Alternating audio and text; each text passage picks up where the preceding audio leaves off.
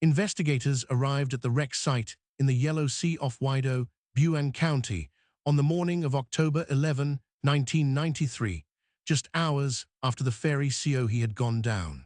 The sea was still rough, with waves 2 to 3 meters high and wind gusting 10 to 14 meters per second, conditions that made the recovery work difficult and dangerous.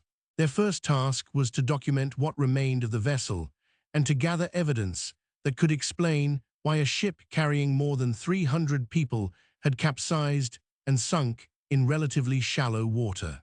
The Seohae was a small ferry of 110 gross tons, a measure of the ship's internal volume that corresponds roughly to the space available for cargo, passengers, and crew. Its certified maximum capacity was 221 passengers, yet on the day of the accident, it was carrying 355 passengers and 7 crew, a total of 362 souls, 141 more than the limit allowed. Overloading raises a vessel's center of gravity and reduces its stability, making it more prone to tipping when faced with wind or waves. Evidence collected from the wreck showed a 1 centimeter thick rope, about the thickness of a finger, wound tightly around both propeller shafts. The rope, likely discarded by fishing boats, could have restricted the propeller's ability to turn freely. When the propellers cannot rotate normally, the thrust that keeps the ship heading straight and level is diminished, and uneven forces can cause the hull to heel or lean to one side.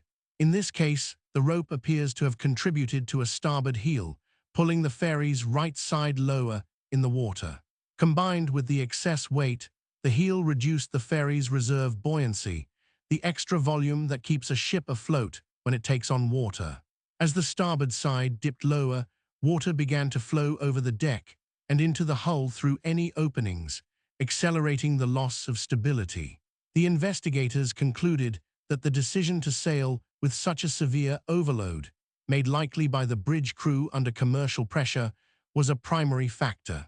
The presence of the rope, while perhaps not noticed before departure, exacerbated an already unstable situation. After the sinking, divers were deployed to locate and recover the bodies of those who did not escape. Their work continued for days, hampered by the poor visibility and strong currents. The tragedy prompted public outcry and a government review of maritime safety procedures.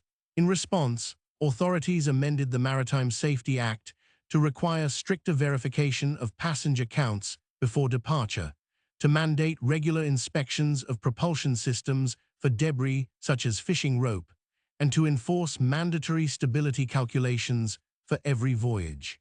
Crews now receive additional training on recognizing signs of excessive heel and on the importance of adhering to load limits, and port officials conduct random spot checks on ferries leaving regional terminals. The Seohae sinking remains a sober reminder that safety margins exist for a reason.